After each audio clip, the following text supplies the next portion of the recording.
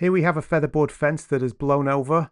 One of the main posts that should be supporting it has snapped at the bottom, and it's the weight of all this ivy that has caused it a lot of stress and problems over the years.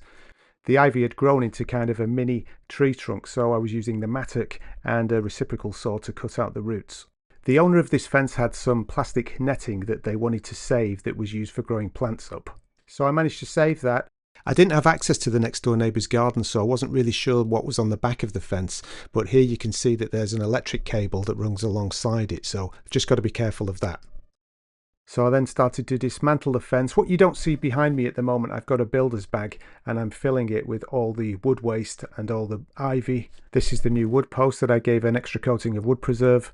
The new post is then slotted into the gap and I'm preparing to fill it with postcrete.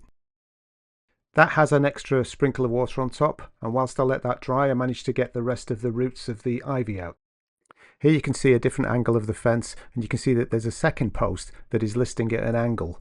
So I put in another post to secure that one and brace it up and hold it in place.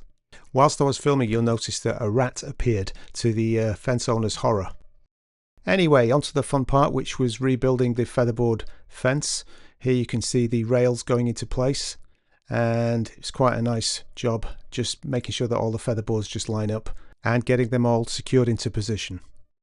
This was actually one of the fastest parts of the job.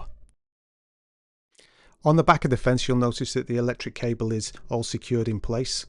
I then used a ladder to climb over the new fence to get back into the garden, and here you can see the finished fence in position. The top of the fence is finished off with some capping rail and post caps.